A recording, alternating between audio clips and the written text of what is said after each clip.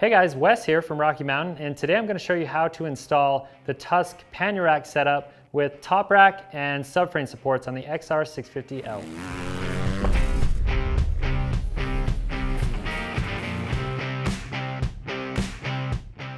So the XR650L is an awesome bike. It's been around for a lot of years and it's pretty much been unchanged since 1993. But today more and more riders are using this thing for adventure riding, and it's a great bike that's inexpensive and easy to set up for that. So the biggest limiting factor of this bike is actually the subframe. And when Honda designed this thing, they didn't design it to carry much luggage or really anything at all. So it's actually kind of scary to even carry a passenger on back of this thing. But to fix that problem, the Tusk Pannier Rack and top rack setup actually includes subframe supports to beef up the back end of this thing and really make it capable of carrying the luggage on those longer rides. So Tusk actually offers two different kits for the XR. They offer a full pannier rack, top rack, and subframe support kit, or if you're just looking for a top rack option, that kit also includes the subframe supports for the bike as well. All right guys, so real quick before we get into the install, I want to point out a couple things. We've got two bikes here. This one's a 2016. This bike over here is brand new, and you can see we've cleaned up the back end of this thing. So we got rid of the stock tail light, the stock muffler, and the blinkers and everything, and just gave this bike a cleaner look. But just keep in mind that both kits, the top rack and the pannier rack setup, will work on either of these setups. The install might vary just a little bit, so just keep that in mind. So the first thing you're going to want to do is unpackage everything and make sure that you received all your parts and all the hardware. For the install, we're going to need a few things. You can see we've just got some basic hand tools laid out here. We've also got our angle grinder, and we've also got some rags, safety glasses, gloves. But most importantly, we've got our instructions, and you're going to want to read through those and get yourself familiar with the process. It's going to make the install a lot easier. The first thing that we're going to do is remove the left and right side panels of the bike. We're going to reinstall these after we get the racks installed. Next, we're going to remove the seat. If you've got a stock seat, you can leave the right side of the grab handle attached to the bike. Now we're going to go ahead and remove the 3 bolts that are attaching the fender bag to the rear fender.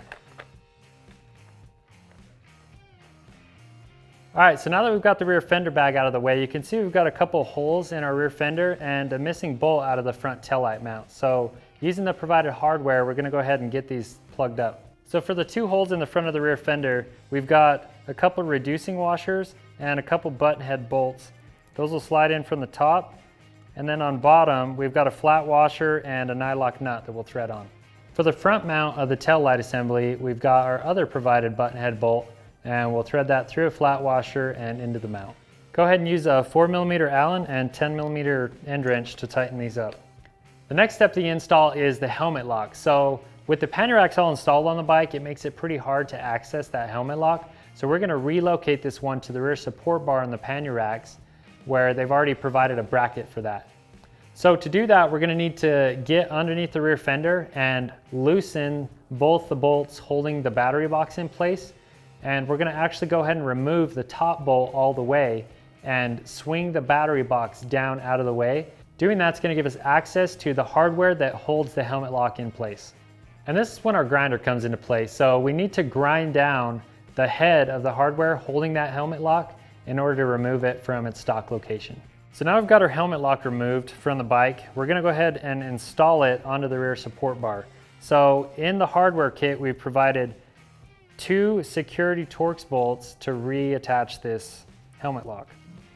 All right, so to get this installed on the rear support bar, make sure that your mounting tab is facing up. That's how it's going to be when it's installed on the bike. Also, we're using a Torx T27. This wrench is from Tusk and it works with the security bolts. So it's got the cutout in the middle. And one more reminder, make sure and use medium strength thread locker on all the hardware that you're installing with these racks. Once those are installed, go ahead and tighten those down. So now we can rotate the battery box back up into place and we can tighten the front bolt back down. We're not going to reinstall the rear bolt because that's going to be replaced with one of the bolts provided in the hardware kit.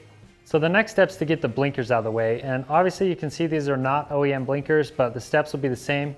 And you can also see that this mount actually became the rear mount for our exhaust, so we're going to go ahead and get these removed. If you've got the stock blinkers, we're gonna save the bolt and the outside washer for installation later. Once you got both blinkers disconnected from the bike, we're gonna trace the wires down just above the airbox to their connectors. And there's 2 bullet connectors per blinker. And each blinker will have a green wire, and then the left-hand one has an orange wire and the right-hand one has a blue wire. We're gonna go ahead and disconnect each of those. Now that we've got them disconnected, we're gonna go ahead and remove these completely from the bike. We'll reinstall them later in the video. The next step is to get our top rack supports mounted. So we're gonna take the left side one, take the provided M8 by 50 millimeter bolt, and install that into the rearward battery box mount. To attach the rear of the top rack support, we're gonna take the OEM blinker bolt with washer, and we'll slide that through the support and through the subframe. After that, we'll take the 5/32 aluminum spacer and place that on the back side of that bolt. So now we're gonna take the left-hand subframe support and we're gonna install that onto the bolt that we just installed. Make sure your spacer is already installed on the bolt. And we'll just slide that on and let this hang down. And then we're gonna install our M6 nylock nut onto the back side of that bolt. Again, at this point, you wanna leave all the hardware loose. All right, guys, so we're gonna repeat those same steps to get the right-hand top rack support in place. So again, this is a little different because we've got an FMF on here. If you've got the stock, you're gonna reuse that stock blinker bolt to get this installed. Now that we've got that loosely installed, we're gonna take our other 5/32 aluminum spacer, we'll slide that onto the back side of the bolt. And at that point, we can take our right-hand subframe support and we'll slide that onto the bolt, same way we did the left side. Again, we'll just let these loosely just hang down. Once we have that subframe support slid onto the bolt, we're gonna install the provided M6 nylock nut onto the backside. And again, we're just gonna keep all this hardware loose. All right, so next we're gonna take the M8 by 60 button head bolt. We've got a washer already installed on that. We've got our 1 3/16 aluminum spacer, another M8 washer, and an M8 nylock nut. We're gonna slide that right hand subframe support up, install the button head bolt from the back side, and then position our spacer in between that and the top rack plate and the top rack support. Once we get to that point, we can slide the bolt through that, install our washer and nut onto the outside. I'm just gonna go in here and I guess snug this hardware down. We want it just loose enough that we can make adjustments later if we need. Now we're ready to attach our top plate. So we're gonna go ahead and set that in place. I've grabbed the 4 flush mount bolts and they're gonna slide down through the top plate and through the support brackets. And on the back side of each one of these bolts is just another M6 flat washer and nylock nut. We're gonna leave this hardware loose, but I'm just gonna tighten it just to hold it a little closer to its final position. All right, guys, so the next step is to get these passenger foot pegs off the bike. So obviously we've got some different hardware than stock here, but we're gonna go ahead and remove those bolts. We won't be reusing the pegs or the hardware holding those. So at this point, if you were just installing the top rack and not the whole pannier rack setup, you can go ahead and install your frame plates. So to do that, we're gonna start with the right-hand side, but you'd find the correct hardware. We've got 2 of our M8 button head bolts. We've got washers on those already. And we're gonna slide the bottom one in through the frame plate, through the support bar, and into the subframe. For the top one, we've got our supplied 1/4 inch spacer, and that's gonna slide in behind the upper bolt and frame plate, and then we'll just thread this top bolt into the subframe as well. So these frame guards, you can see the last hole down here. This is for passenger foot pegs if you choose to run those. If you're not gonna run those, they've supplied an M12 bolt that'll go through the outside. And then you've got an M12 washer and lock nut that would thread on the backside. And once you get that all assembled, you can repeat those same steps to get your left hand attached to the subframe and then move on to the next step. At this point, we're gonna move on with our pannier rack assembly onto the bike. All right, so back to the pannier racks. We've got the bike spun around. You can see the left side. we're gonna go ahead and remove this M8 by 50 millimeter bolt that we already have installed. So now we're ready to loosely attach the left side pannier rack. But before we do that, I've got a little bit of our hardware. I've got 2 of the M8 button head bolts with M8 washers on them. Again, we're gonna wanna be using some medium strength thread locker on all these. So I'll go through and apply that before we attach our pannier rack. So I'll set one of those down and we're gonna pull this up into place, swing our subframe support and go through the front hole on that. And then it's gonna thread into the bottom hole on the subframe.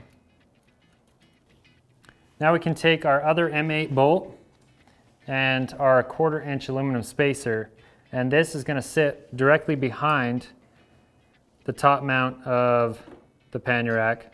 The bolt will slide through that and thread into that top mounting bolt of the subframe. So the center mounting hole down here in the middle of this right here is for passenger foot pegs. So we've made it so you can run it either way. If you choose not to run passenger foot pegs, the supplied M12 bolt is just gonna run through from the outside. It's gonna run from the outside in, and then you'll throw a washer and the lock nut on the back side. So the other scenario is if you do wanna run passenger foot pegs, and the setup will be a little different. So we've got these Bike Master passenger foot pegs right here. They make them in a couple different diameter sizes, but the M12 provided bolt is gonna run from the inside out and actually thread into one of our provided spacers. So that'll thread into one side, and then your passenger foot peg is gonna thread to the outside of that. So real quick, before we thread this on, I wanna point out that there's 2 different lengths of the black spacers included in the kit. The 2-inch one is gonna go on the left side of the bike. The 1 5/8 will go on the right side of the bike. So now we're gonna move back up to the top and attach the rear part of this pannier rack. So again, we're using medium strength thread locker. We'll take the M8 by 50 bolt that we previously installed and removed and reinstall that again. We've already got a washer on this side. We're gonna slide that through and put an M8 washer and nylock nut on the back side. Moving on to the right side pannier rack. Before we get it installed, we're gonna go back to this M8 bolt that we have already in place and remove the nut and washer from that bolt. And we'll leave the bolt in place for now. Okay guys, so now we can attach the right hand pannier rack to the bike. We're just gonna follow the same steps as we had for the left side, where we're gonna start with the bottom and kind of work our way back with that same hardware. All right, so for this bolt that was already in there, we're just gonna put the washer and nut that came off it back onto it. All right guys, so we're moving right along. We're ready to attach the rear pannier rack support bar. So we've got 4 of our M6 by 20 millimeter bolts, and we're gonna throw some thread locker on them and then get the rear support bar installed. So when positioning the support bar on the bike, make sure the helmet lock is positioned on the left side of the bike. And it helps to actually have a buddy come hold this while you get it attached to the bike. So I'll go ahead and get my side attached first.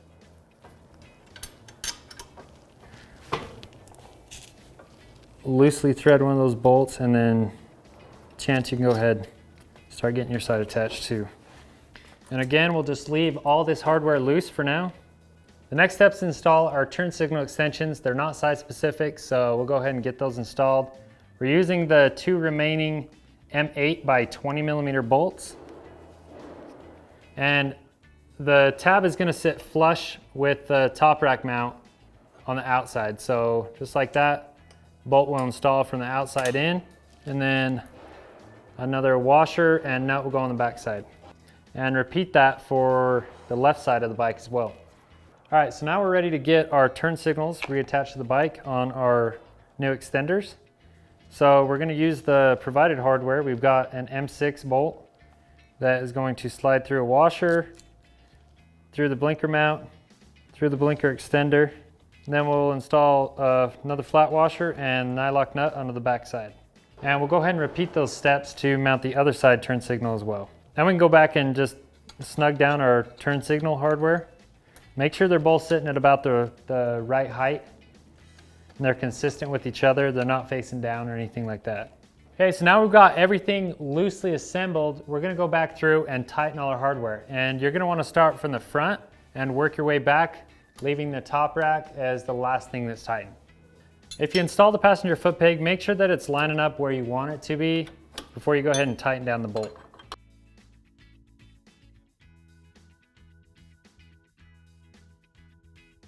Last thing we need to tighten up is the 4 bolts holding the top rack. Okay guys, we're almost there. Next thing we need to do is run our blinker wires and route them the same way they were before and back to the area above the airbox. So you want to use the existing clips that are on your fender, route these back over there, throw them through the clips so they stay in place, and then it's probably a good idea to go back through and probably throw a zip tie on back here to the extension. We'll do that a little later. There's another clip over here right above the battery box that you'll need to run the wires through. And then the last stretch is to fish them just over, right under the top of the subframe into the airbox area. Okay, so once you get your wires ran back to the correct area, these wires have actually been lengthened, but if you've got your stock wires, you're gonna need the included extensions. And these come prefab, so they're just bullet connectors, very easy to get connected. And you'll just follow the pattern of the wires. So you'll go orange to orange, go ahead and plug that in, and then the green from that same one will connect in there. And then this end will run into the stock wiring harness. So make sure you're connecting the right one to the right color in there. And we'll go orange to orange again, and then run green to the double connector in there. And we can tuck those wires away, make sure they're out of the way. So we'll do the same thing for the right hand blinker. And you can see that with your extender that comes, we have 2 blues here. They're a little different shade, but that's okay. Just keep color to color. So we'll go blue to blue and green to green. Same thing, we'll run these down into the stock wiring harness. Make sure we're connecting blue to blue and then green to the double connector. And then we can tuck those wires away, get them out of the way, and then at this point we're going to want to test our blinkers, make sure we got everything reconnected correctly and make sure everything's working. So at this point we're ready to go back through and tie up any loose wires. I always like to put a zip tie on the back of these signal extenders just to keep the wire from floating around at all. Next, we can go ahead and get our right side panel reinstalled on the bike. That will just slide right in behind the pannier rack. And then we'll reinstall our stock bolt. Next, we can get the seat reinstalled. Reconnect the seat heater on this bike. Again, if you have the stock seat, after you get the seat installed, go ahead and reattach your seat strap as well. Okay, so the last step that we need to do is reinstall our left side panel, but before we do that, there's a small amount of trimming that needs to be done in this top right corner. You can see we've already cut ours to provide adequate clearance for the top mount of the pannier rack, and that's just 1 inch in and 1.25 inches down. So go ahead and cut that out however you can, and then we can get this left side panel reinstalled on the bike. All right guys, so that's all it's needed to get a good set of pannier racks, top rack, and some definitely needed subframe support on your XR650L. Now you're ready for luggage. So if you're gonna be installing Tusk hard boxes onto these pannier racks, make sure and refer to our video for that, and that'll walk you through the process of getting those installed on the bike. Remember that our website has all the parts and accessories that you need to get your bike and yourself ready for your next adventure ride. If you like this kind of content, make sure and subscribe. Thanks for watching.